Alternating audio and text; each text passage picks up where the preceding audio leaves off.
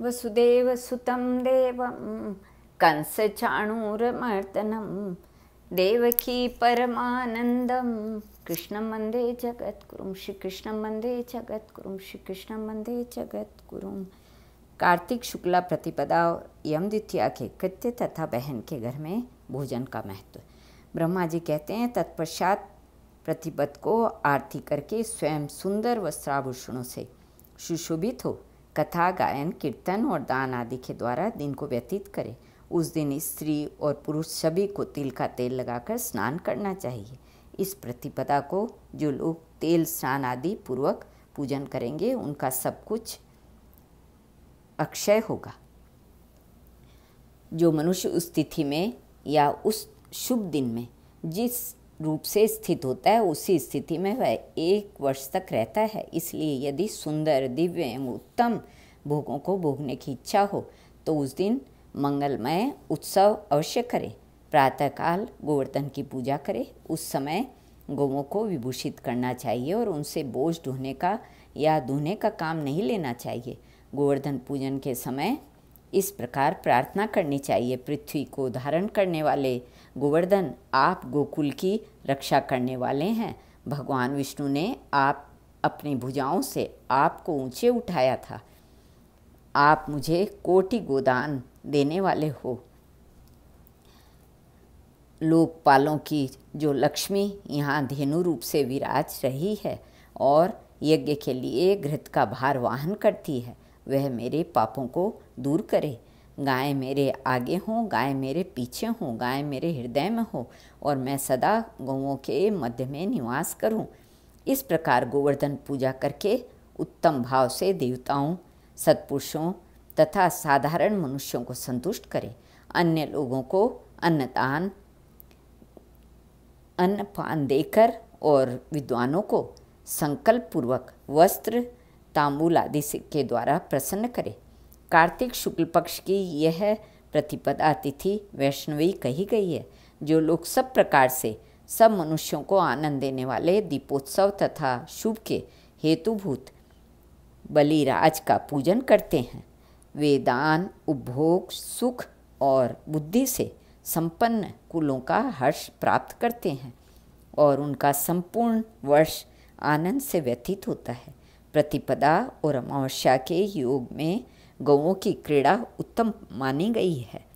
उस दिन गौओं को भोजन आदि से भली भांति पूजित करके अलंकारों से विभूषित करें और गाने बजाने आदि के साथ सबको नगर से बाहर ले जाए, वहाँ ले जाकर सबकी आरती उतारे। ऐसा करने से मनुष्य सब पापों से मुक्त हो जाता है।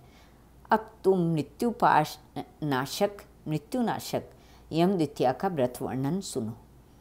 द्वितीया तिथि को ब्रह्म मुहूर्त में उठकर मन ही मन अपने हित की बातों का चिंतन करे। तदंतर शौच आदि से निवृत्त हो दंत धावन पूर्वक प्रातःकाल स्नान करे। फिर श्वेत वस्त्र, श्वेत पुष्पों की माला और श्वेत चंदन धारण करे। नित्य कर्म पूरा करके प्रसन्नतापूर्वक गूलर के वृक्ष के नीचे जाए, वहाँ उत्तम मंडल बनाकर उसमें अष्टदल कमल बनावे। तत्पश्चात उस औदुंबर मंडल में ब्रह्मा, विष्णु, शिव तथा वीणा पुस्तक धारिणी वरदायिनी सरस्वती देवी का स्वस्थ चित्त से आवाहन एवं पूजन करे।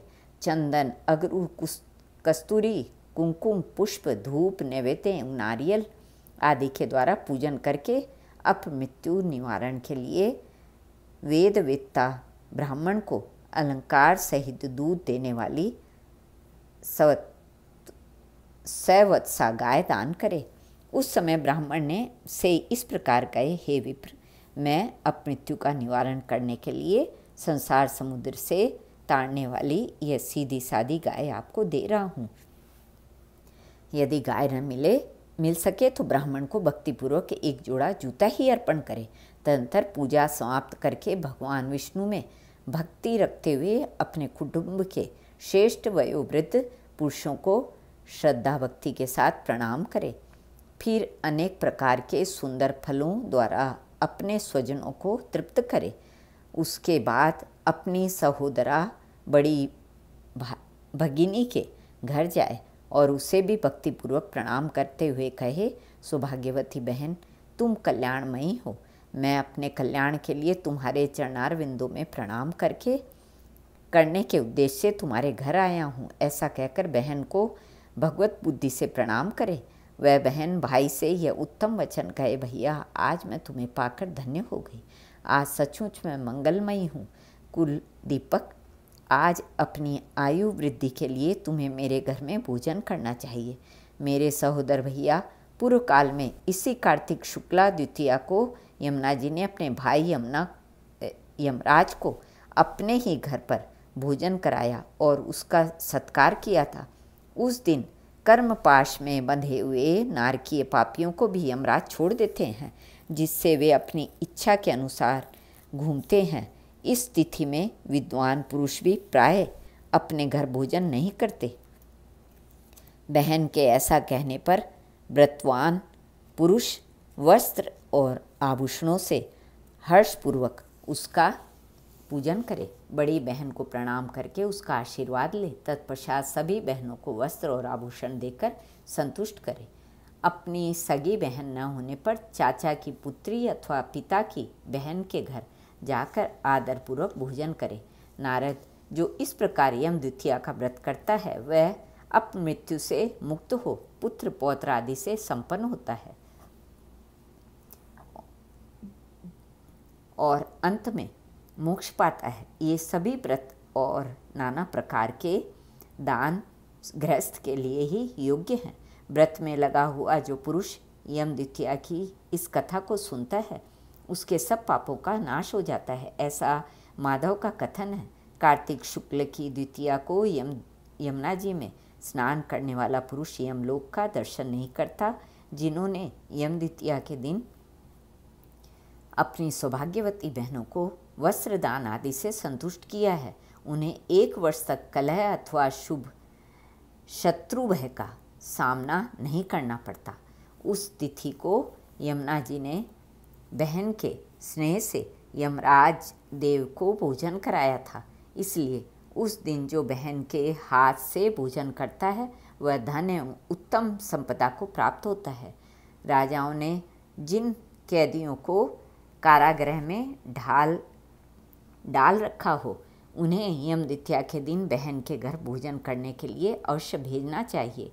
वह भी न हो तो मौसी अथवा मामी की पुत्री को बहन माने अथवा गोत्र या कुटुंब के संबंध से किसी के साथ बहन का नाता जोड़ ले। सबके अभाव में किसी भी समान वर्ण की स्त्री को बहन मान ले और उसी का आदर करे। वह भी न मिल सके तो किसी गाय का, नदी आदि को ही बहन बना ले। उसके भी अभाव में किसी जंगल झाड़ी को ही बहन मानकर वहाँ भोजन करे। यम द्वितीया को कभी भी अपने घर भोजन न करे। भाई के भोजन में वही द्वितीया ग्राह है जो दोपहर के बाद तक मौजूद रहे। श्री कृष्णार्पण।